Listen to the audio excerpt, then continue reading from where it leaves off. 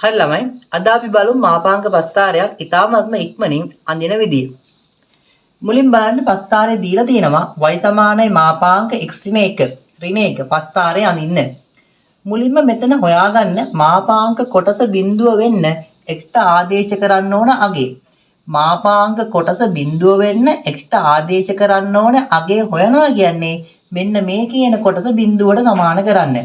ඒ කියන්නේ x ඍණ 1 සමාන කරන්න බිඳුවට. එහෙනම් මෙතනින් අගය වෙනවා x සමානයි 1. ඊළඟට සංඛ්‍යා රේඛාවක් ඇඳගෙන මේ සංඛ්‍යා රේඛාව මත x සමානයි 1 ලකුණු කරන්න. ඊළඟට එකට වඩා අඩු ආසන්නව තියෙන අගයක් හොයාගන්න. එකට වඩා බිඳුව අඩුයිනේ. එහෙනම් මෙතන තියෙන බිඳුව අපි තෝරගමු. ඊළඟට එකට වඩා වැඩි ආසන්න අගයක් තෝරගන්න. එකට වඩා දෙක වැඩිනේ. එහෙනම් අපි මෙතන දෙක තෝරගමු. ඊළඟට මේ තියෙන අගයන් තුන දීලා තියෙන පස්තාරයට ආදේශ කරලා y වල අගය හොයන්න. හරි. මෙතන හොඳට මතක තියාගන්න x සමානයි 1 වුණාම මාපාංක කොටස බිඳුව වෙනවනේ. ඒ කියන්නේ මාපාංක පස්තාරේ වර්තන ලක්ෂයේ තියෙන්නේ x සමානයි 1 දී. දැන් මේ තියෙන අගයන් තුන ආදේශ කරලා y වල අගය හොයමු. මුලින්ම ආදේශ කරන්නේ x සමානයි බිඳුව.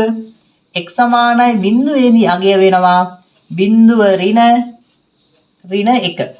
බිඳුවෙන් එකක් අඩු වුණාම ඍණ 1යි. ඍණ 1 මාපාංකය ධන 1යි. එකෙන් එකක් අඩු වුණාම වෙන උත්තරය බිඳුවයි. ඊළඟ අවස්ථාවේදී x සමානයි 1 ආදේශ කරන්න. x සමානයි 1 ආදේශ වුණාම වෙනවා 1 ඍණ 1 ඍණ 1. එකේ එකක් ගියාම බිඳුවයි. බිඳුවෙන් ඍණ එකක් අඩු වුණාම උත්තරේ එන්නේ ඍණ 1යි. ඊළඟට x සමානයි 2 ආදේශ කරන්න. x සමානයි 2 ආදේශ වුණාම උත්තරේ එනවා 2 ඍණ 1 ඍණ 1. මාපාංක 2 ඍණ 1 ඍණ 1 දෙකෙන් එකක් අඩු වුණාම එන්නේ 1යි. එකෙන් එකක් අඩු වුණාම එනවා උත්තරේ බිඳුවයි. හරි. දැන් මේ තියෙන ලක්ෂ තුන කාටසිය තලයේ ලකුණු කරගන්න. කාටසිය තලයේ මේ ලක්ෂ තුන ලකුණු කරද්දී මුලින්ම ලකුණු කරන්න වර්තන ලක්ෂය. වර්තන ලක්ෂය එන්නේ x සමානයි 1 දිනේ. x සමානයි 1 දී y වල අගය වෙන්නේ ඍණ 1යි. එහෙනම් x සමානයි 1 දී y වල අගය ර්ණ 1යි. ඊළඟට x සමානයි බිඳුවේදී y වල අගය වෙන්නේ බිඳුවයි. ඒ කියන්නේ මෙතනින් කැපෙනවා. ඊළඟට x සමානයි 2 ආදේශ වුණාම y වල අගය කීයක් තියෙන්නේ බිඳුවයි. ඒ කියන්නේ මෙතනින් පස්තාරේ කැපෙනවා. හරි. දැන් එහෙනම් මේ අපි යන්නේ සරල රේඛීය මාපාංක පස්තාරයක් නේ. එහෙනම් එකට වඩා අඩු වන විට මේ මාපාංක පස්තාරයේ හැඩය වෙන්නේ මෙන්න මේ අතර සරල රේඛාව එනවා. එකට වඩා වැඩි වෙන විට මේ එන මාපාංක පස්තාරයේ සරල රේඛාව දෙක කැපිලා මේ හරහා යනවා. දැන් එහෙනම් අපි මාපාංක පස්තාරයේ ඇඳගෙන ඉවරයි. ඊළඟ අවස්ථාව තියෙන්නේ මේ ඇඳපු රේඛාවල සමීකරණ හොයන එක. ඒකත් හොයාගන්න ලේසි. මුලින්ම බලන්න මේ තියෙන රේඛාවේ අනුක්‍රමණයේ ඍණනේ. එහෙනම් මෙයාට එන සරල රේඛීය පස්තාරේ x වල සංගුණකයේ ඍණ වෙන්න ඕනේ. මේ එන අනුක්‍රමණය ධනනේ. එහෙනම් මෙයාට එන සරල රේඛීය පස්තාරේ x වල සංගුණකයේ ධන වෙන්න ඕනේ. කියන්නේ මෙයාගේ අනුක්‍රමණය ධන නිසා x වල සංගුණකයේ ධන වෙනවා. මේකේ අනුක්‍රමණය ඍණ නිසා x වල සංගුණකයේ ඍණ වෙනවා. මේ රේඛාව හොයාගන්න එක කියන්නේ වර්තන ලක්ෂයනේ. එකට වඩා අඩු ඕනෑම සංඛ්‍යාවක් මාපාංක කොටස ඇතුළට ආදේශ කරන්න. එකට වඩා අඩු ඕනෑම සංඛ්‍යාවක් මාපාංක කොටසට ආදේශ කරලා ඒකේ එන ලකුණ හොයාගන්න. මාපාංක කොටස තියෙන්නේ x ඍණ 1නේ.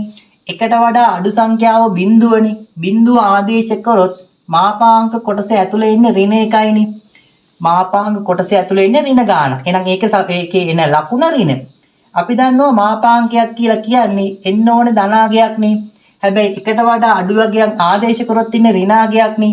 ඍණාගය අයින් කරන්න මොකද කරන්නේ? හිතමු ඍණ දෙක තියෙනවා. ඍණ දෙක අපිට ධන දෙක කරගන්න ඕන නම් මේක ඍණෙන් ගුණ කරනවා. එහෙනම් මෙතන තියෙන මාපාංක ලකුණ ඉවත් කරන්න නම් මේ තියෙන පස්තාරේ ඉදිරියෙන් මෙන්න මේ මාපාංක කොටස විතරක් ඍණ ලකුණෙන් ගුණ කරන්න. එහෙනම් මෙතනින් එන y සමානයි ඍණ x ඍණ 1 මෙන්න මේ ඍණ ලකුණ වෙනස් වෙන්නේ නැහැ. මෙතන ගුණ කරන්නේ මාපාංක කොටස විතරයි ඍණ ලකුණෙන්. ඊළඟට ඍණ 1 සුළු වුණාම එනවා ඍණ x ඍණයි ඍණයි ධන 1 ඍණ 1 මෙතනින් එනවා y සමානයි ඍණ x. ඊළඟ අවස්ථාවේදී මේ රේඛාවේ අනුක්‍රමණය වෙන්න ඕනේ ධනනේ.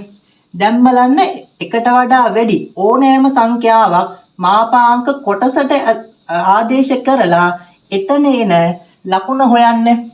2 ආදේශ කරමු. එහෙම නැත්නම් 3, 5, 10 ඕනෑම අගයක් ආදේශ කරන්න පුළුවන්. අපි මෙතනදී 3 ආදේශ කරමු. 3 ආදේශ කරොත් එනවා 3න් එකක් අඩු කරාම 2යිනේ. ඒ කියන්නේ මාපාංක කොටස ඇතුලේ ධන. එහෙනම් කිසිම ප්‍රශ්නයක් නැහැ. මාපාංක ලකුණ කෙලින්ම ඉවත් කරලා දාන්න. එහෙනම් මාපාංක ලකුණ ඉවත් කරාම එනවා y සමානයි x ඍණ 1 ඍණ 1. එහෙනම් මෙතන උත්තරය එනවා y සමානයි x ඍණ 2. හරි. දැන් බලන්න මේ ආපු සමීකරණ හරිද කියලා. මෙතනින් අපිට එන්නේ y සමානයි ඍණ x නේ. ඒ කියන්නේ මෙයාගේ අන්තක්ඛණ්ඩයේ බිඳුවයි. මෙයා මූල ලක්ෂ්‍ය හරහා යනවා. හරිනේ. ඊළඟ අවස්ථාවේදී මෙතන අපිට සමීකරණය වෙන්නේ y සමානයි x ඍණ 2 නේ. මේ කියන්නේ අන්තක්ඛණ්ඩයේ ඍණ 2යිනේ. ඒ කියන්නේ මේ පස්තාරේ මේ පැත්තට දික් කරොත් මෙයා ඍණ 2කින් කැපෙනවා. එහෙනම් දැන් අපි මාපාංක පස්තාරේ ඇඳලා ඉවරයි. ඒ වගේම මේකේ තියෙන රේඛාවල සමීකරණත් හොයලා ඉවරයි. මෙන්න මේ විදිහට අපිට ඕනෑම මාපාංක පස්තාරයක් ඉතාමත්ම ඉක්මනින් ඇඳ ගන්න පුළුවන්.